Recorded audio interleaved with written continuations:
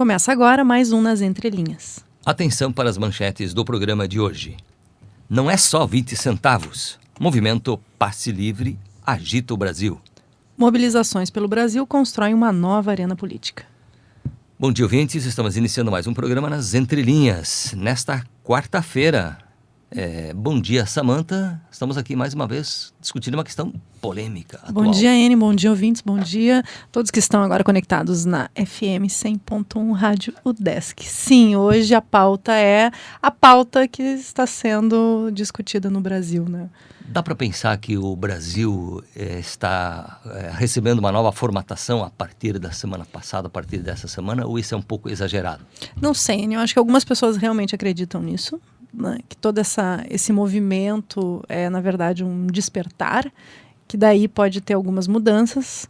Tem outras pessoas que acham que é o mais do mesmo, né, que, na verdade, falta uma plataforma, falta uma ideia, falta efetivamente uma proposta. E que, segundo, por exemplo, um amigo meu que eu discutia hoje de manhã pelo Facebook, que eu acredito que está nos ouvindo, que é o Bruce, ele dizendo que isso é uma grande perda de energia, mas ele mesmo se classifica como um bunda mole, então não teria grandes autoridades sobre isso.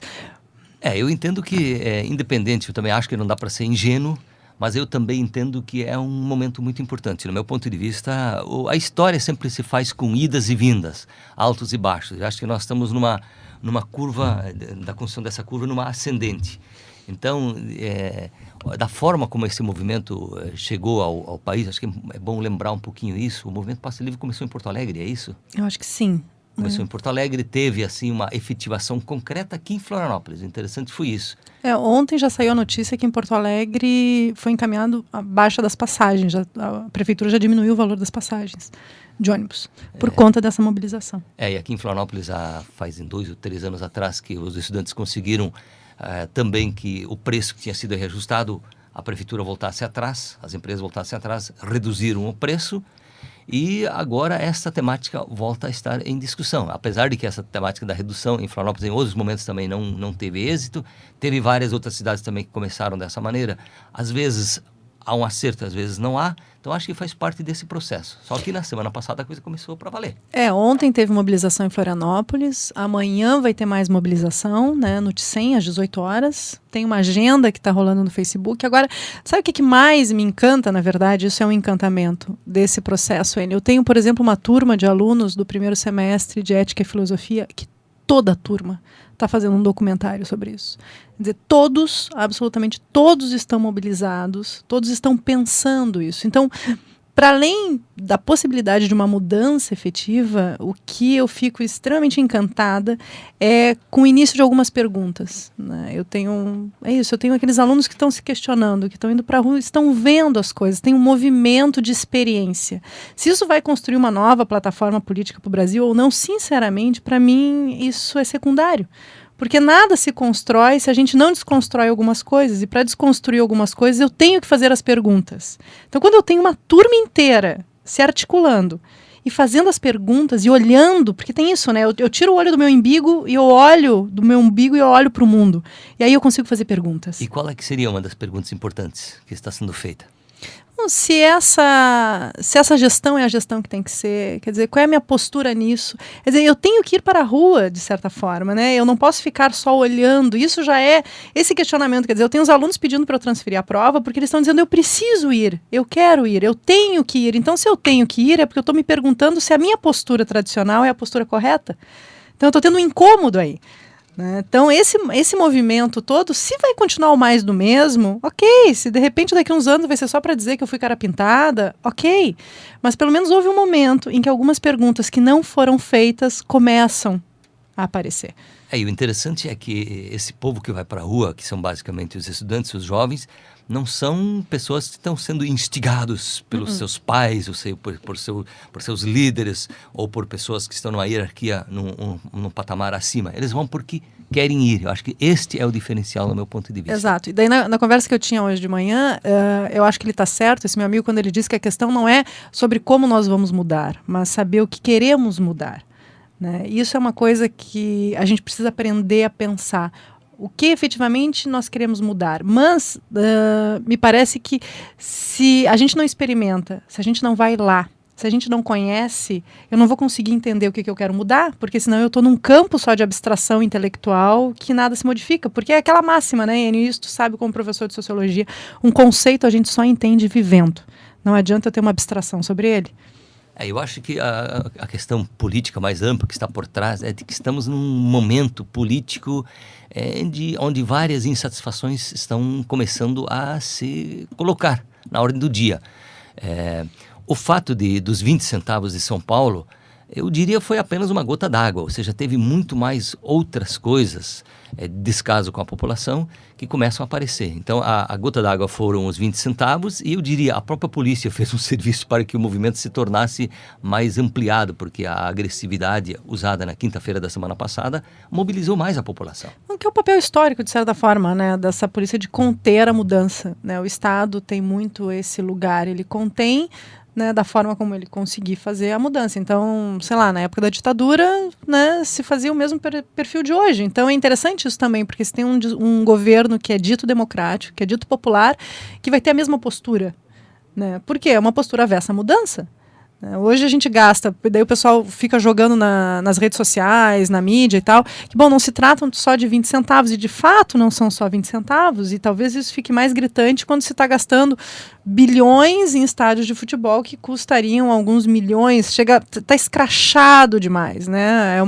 Tá meio exagerado já. PEC 37, a proposta do Congresso poder revisar as decisões do STF, sabe quando a coisa já chegou num patamar, né, que para mim é mais um conceito não de democracia, mas de oclocracia, de palhaçada mesmo, de governo de uma multidão, que é uma multidão representada, sustentada por um pão e circo, de troca de carro por um IPI reduzido, que, bom, né, tem um incômodo, e eu acho que é bom esse incômodo.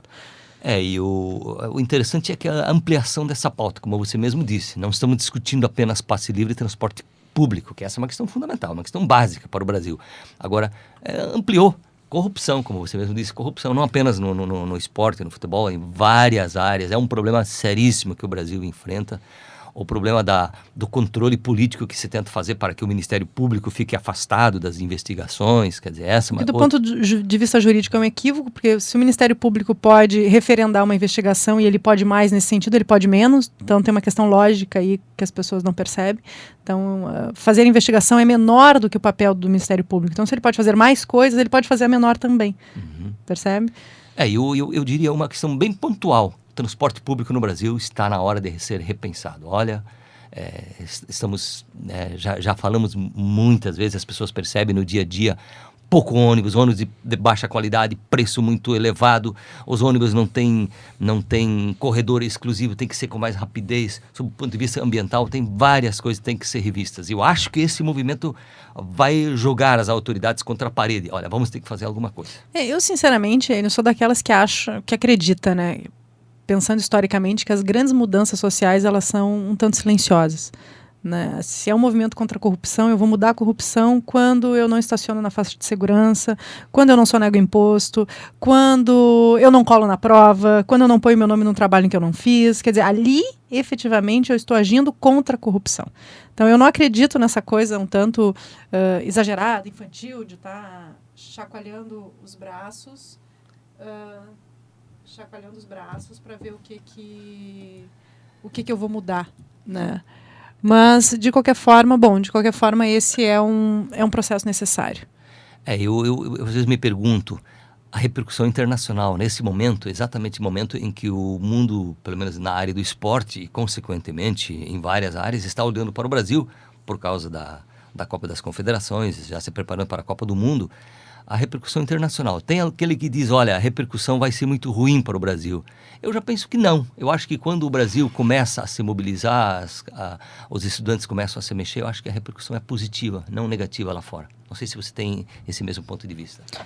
Eu sempre... Bom, não sei, né? Mas assim, quando tem alguém nos olhando, né, isso muda a nossa postura, porque a gente sabe que o observador altera o observado, né? Então, talvez o fato de alguém lá fora prestar atenção nisso, aqui dentro se preste atenção nisso. Do ponto de vista, por exemplo, das grandes mudanças jurídicas no Brasil, elas se deram por por um processo primeiramente internacional do que interno. Então eu tive primeiro convenções internacionais de direitos humanos na década de 60, de 70, para depois internamente mudar a legislação. Então sim, sempre esse efeito internacional, desse olhar internacional, ele nos afeta, sempre nos afetou. Não sei se isso é uma característica do Brasil ou se isso é uma característica política internacional como um todo, né? Mas aqui sempre tem um efeito.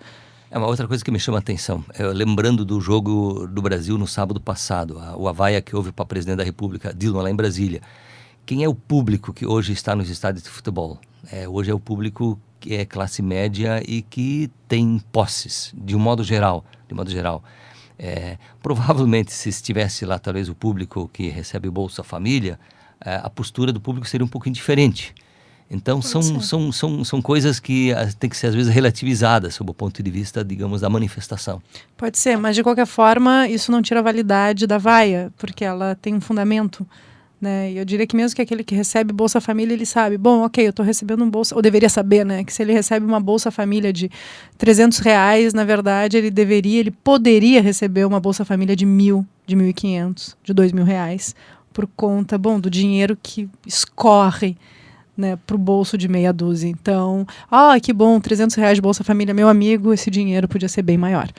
Eu acho que a questão mais importante nesses episódios todos, a gente não vai saber exatamente como é que vai ser a sequência desse movimento, mas eu espero que eu acho que ele chegou para ficar. Ele chegou para ficar no sentido de que ele vai ser um registro, vai ser uma passagem. Eu também não tenho essa ingenuidade de dizer, vamos com os problemas do Brasil resolvidos a partir desse momento. Mas eu acho que é um movimento que não é uma coisa de um dia, 2 dias e acabou. Não, acho que vai ter que mudar a postura política. E eu acho que a questão central está dizendo que os políticos, as instituições estão desconectadas com a população. Este é o recado mais importante do meu ponto de vista.